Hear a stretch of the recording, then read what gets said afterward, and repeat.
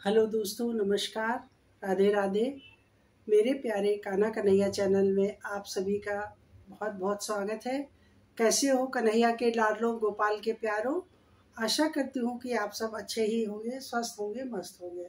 और आप सबको आज कान्हा जी की छठी की बहुत बहुत शुभकामनाएं, ढेरों बधाइयाँ। तो मैं आज आपको बता रही हूँ कि छठी कैसे मनाएं। तो जैसे ही नॉर्मल तरीके से हमारे घर में कोई बच्चा पैदा होता है तो जन्म के छठे दिन हम लोग छठी मनाते हैं। कोई कोई लोग जन्म के 5वें दिन भी मनाते हैं। तो छठी के दिन सुबह स्नान करें, जल्दी उठें और अपने लड्डू गोपाल को जैसे नियमित स्नान कराते हैं वैसे कराएं, या आप चाहे तो पंचामृत से भी उनको स्नान करा सकते हैं, या अभ्यंग एक चंदन आता है उससे भी आप कान्हा जी को स्नान करा सकते हैं। स्नान कराने के लिए जल में तुलसी दल अवश्य डालें।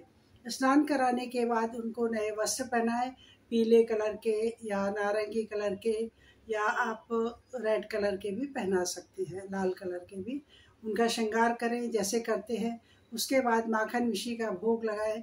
और कहते हैं कान्हा जी को लड्डू का भोग अवश्य लगाना चाहिए, क्योंकि एक कहानी है इसके पीछे कि एक संत जी थे, वो बहुत ही ज़्यादा मतलब भाव था उनके अंदर, बहुत ही ज़्यादा श्रद्धा थी भगवान के प्रति। तो उनके पास कोई भी मूर्ति नहीं थी, तो एक चित्र बना हुआ था बांके बिहारी जी का, उसी की वो रोज पूजा करते थे, धूप दीप दिखाते और लड्डू का भोग लगाते थे।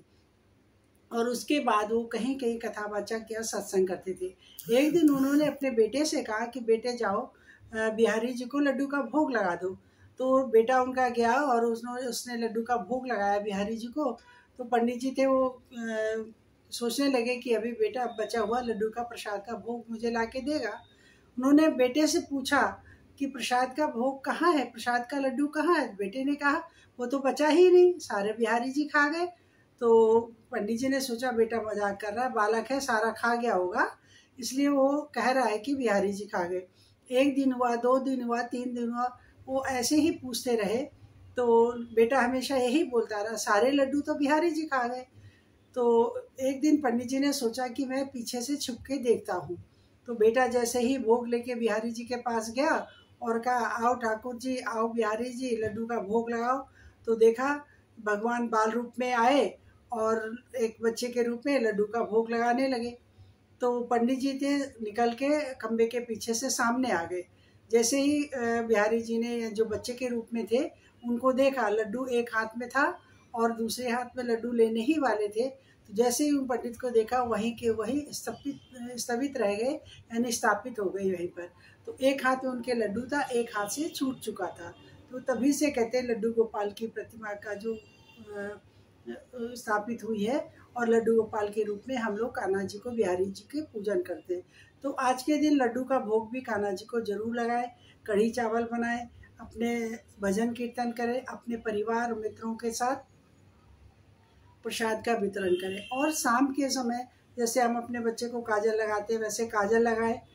और सबसे बड़ी बात यह है कि आप अपने घर की जो चाबियां हैं वो कान्हा जी के सामने जरूर रख दें, अपने अलमारी की, अपने घर की, अपने मेन डोर की रख दें कि हे ठाकुर जी, आप ही हमारे घर के मालिक हो, इस घर की चाबी हम आपको सौंपते हैं, इस घर को अच्छे से चलाना आपके हाथ में है और आप ही इसके मालिक हैं।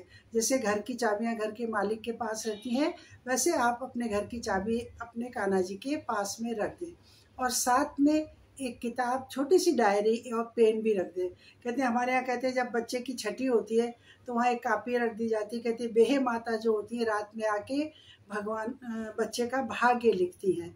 तो वो तो कान्हा जी तो ईश्वर है, हम उनका भाग्य क्या लिख सकते हैं, लेकिन हम पेन और डायरी लिख दें कि प्रभु हमारे जीवन में के अच्छा होने के लिए आप अपने इस हाथों से इस डायरी पर लिख दें कि आपकी कृपा हम पर बनी हुई है, सदैव बनी रहेगी और हमारे जीवन में सदैव अच्छा ही होगा। ऐसे प्रभु से कामना करके एक पेन और डायरी कान्हा जी के पास जरूर रख दें। इस तरह से भगवान को छठी आप मनाएं, नए नए वस्त्र उनको उपहार में दें, खिलौने दें जैसे बच्चों को दिए जाते हैं। और आप कुछ खिलौने परिवार के बच्चों को भी बांट सकते हैं, क्योंकि जब बच्चे का कुछ भी उत्सव मनाते हैं हम लोग, जन्मोत्सव, छठी, तो बच्चों में उपहार दिए जाते हैं। आजकल भी रिटर्न गिफ्ट का भी प्रचलन हो गया है। तो इस तरह से आप कान्हा जी की छठी मना सकते हैं। भजन कीर्तन कर सकते हैं, नाम जप कर सकते हैं और अच्छे से भोग लगाए। जो भी आप बना सकते हो बनाएं, कढ़ी चावल बनाएं, लेकिन लड्डू का भोग माखन मिश्री तुलसी दल रख के जरूर लगाएं। ऐसे आप बना सकते हैं। तो ये छोटी सी जानकारी मैंने आप लोगों के साथ शेयर की और आशा करती हूँ आप लोग छठी की तैयारी कर रहे होंगे, मना रहे होंगे। ये वीडियो थोड़ा सा लेट हो गया है और उसके लिए क्षमा चाहती हूँ, लेकिन जो भी मुझे छोटी सी जानकारी पता थी, लोगों ने मुझसे पूछा, वो मैंने आपको बताया। तो इस तरह से आप कान्हा जी की छठी मना सकते हैं। राधे राधे।